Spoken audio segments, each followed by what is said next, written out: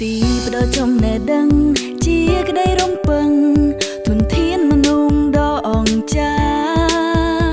ផ្ដើមពុតធីងជាយានមានន័យថ្លៃថ្លាឆ្ពោះទៅមុខតាមក្តីប្រាថ្នាសម្រេចគោលដៅនៃជីវិតចំណែដឹងបង្កើនសមត្ថភាពនិស្សិតជ្រោតជ្រាបចំណេះបង្កើតធនធានដ៏ល្អអស្ចារ្យ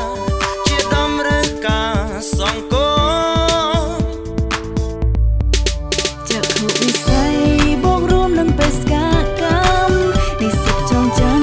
ពុទ្ធិសាស្ត្រដ៏បវរបញ្ញាដ៏ជូនចំណេះដឹងដ៏ល្អពុទ្ធសាសនាបន្ត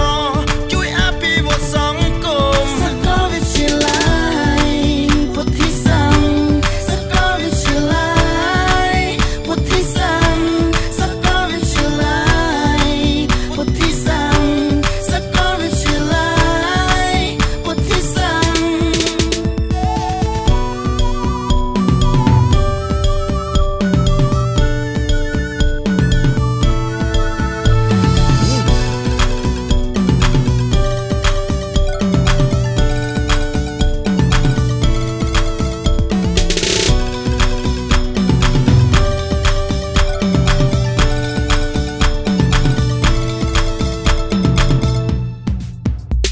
ទីផ្ដល់ចំណេះដឹងជាក្តីរំពឹងធនធានមនុស្សដ៏អង្ចាផ្ដើមពុទ្ធិជាយានមានន័យថ្លៃថ្លាឆ្ពោះទៅមុខតាមក្តីប្រាថ្នាសម្រេចគោលដៅនៃជីវិតរួមខ្លួនឯងនិងនាងដតីនិស្សិតគ្មានក្មេងសិក្សាបង្កើនចំណេះតាមក្តីប្រាថ្នាជាតម្រូវការសង្គមចក្ខុវិស័យបូករួមនឹងបេសកកម្មនិស្សិតចងចាំពុទ្ធិសាស្ត្រដ៏បវរបញ្ញាផ្ដល់ជូនចំណេះដឹងដ៏ល្អពុទ្ធសាសនាបន្តជួយអភិវឌ្ឍសង្គមសាកលវិទ្យាល័យពុទ្ធិសាស្ត្រសាកលវិទ្យាល័យពុទ្ធិសាស្ត្រសាកលវិទ្យាល័យពុទ្ធិសាស្ត្រសាកលវិទ្យាល័យពុទ្ធិសាស្ត្រនិស្សិតប្រុសស្រីរួមដៃកសាងសង្គមចំណែកជាធនដើម្បី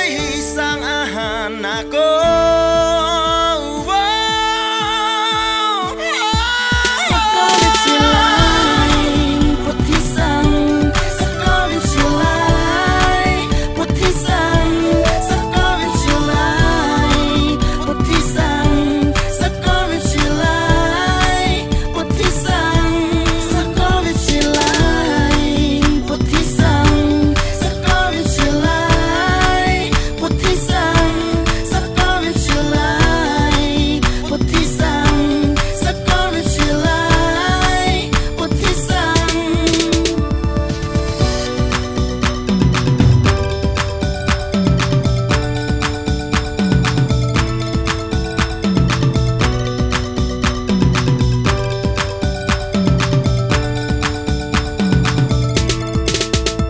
University of Bodhisastra, unlock potential.